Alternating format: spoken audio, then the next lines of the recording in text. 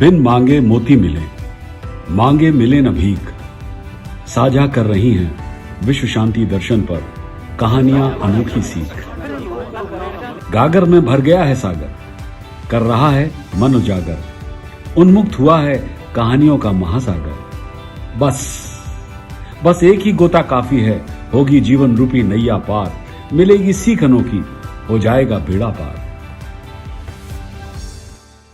आप जुड़े हुए हैं विश्व शांति दर्शन चैनल से। चैनल का संकल्पना का श्रेय जाता है विश्व शांति के अनुयायी MIT के संस्थापक प्रोफेसर डॉक्टर विश्वनाथ कराड को।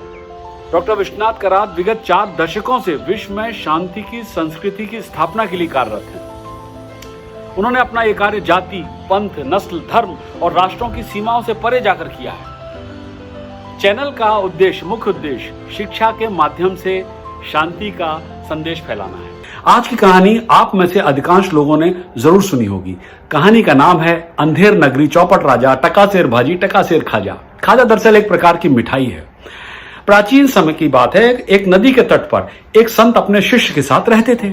दोनों का अधिकांश समय भगवान के भजन कीर्तन में व्यतीत होता था। एक बार दोनों देश भ्रमण पर चल पड़े। घूमते घामते वो एक अनजान देश में पहुंच गए। वहां उन्होंने एक बगीचे में अपना डेरा जमा लिया।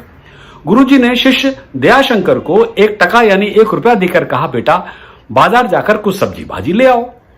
दयाशंकर जब बाजार पहुंचा तो उसे बड़ी हैरानी हुई। वहां सभी वस्तुएं टकासेर के भाव से बिक रही थी। क्या साग, क्या पनीर, क्या मिष्ठान, सब 1 टके में 1 सेर के भाव से बिक रहे थे। दयाशंकर ने सोचा कि सब्जियां तो रोज ही खाते हैं, आज मिठाई खा लेते हैं। सो उसने टके सेर के भाव से मिष्ठान खरीद लिए। मिठाई लेकर खुशी खुशी वो गुरुजी के पास पहुंचा और उसने गुरुजी को बाजार का पूरा हाल सुनाया।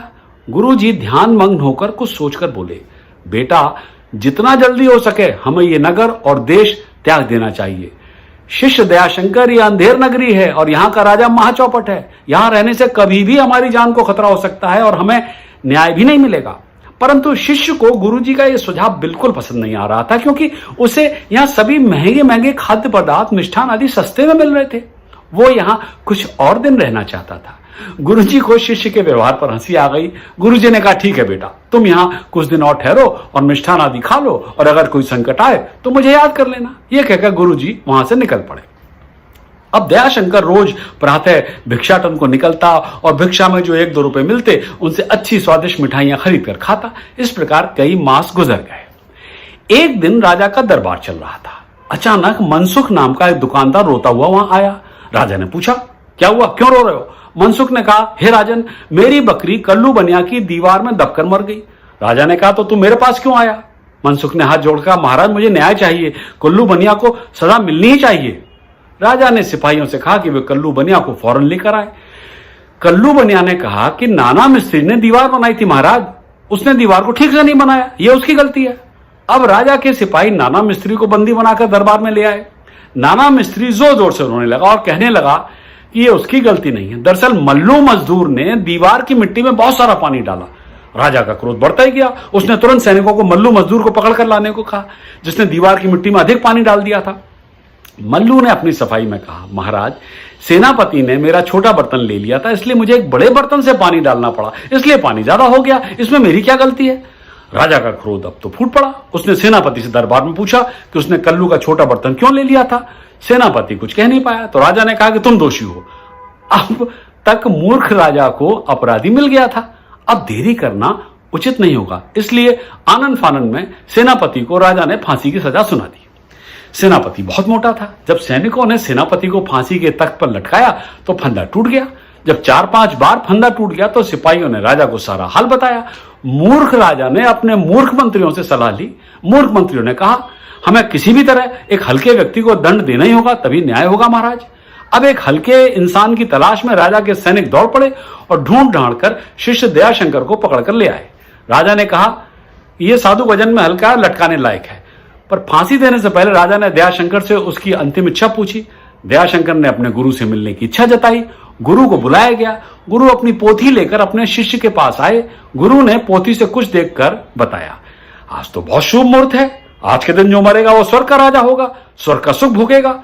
मेरे प्यारे शिष्य दयाशंकर, अब तक मैंने तुमसे कुछ भी गुरु दक्षिणा में नहीं लिया है।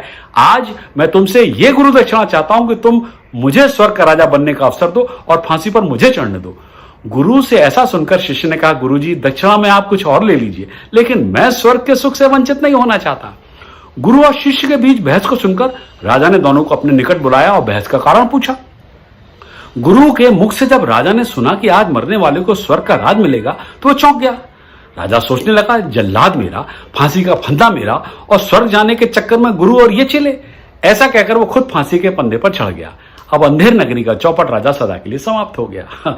इस प्रकार सभी उस मूर्ख राजा से मुक्त हो गए और गुरु ने अपने शिष्य की जान बचाई। कहानी खत्म। आइए देखें क्या सीखा हमने इस कहानी से।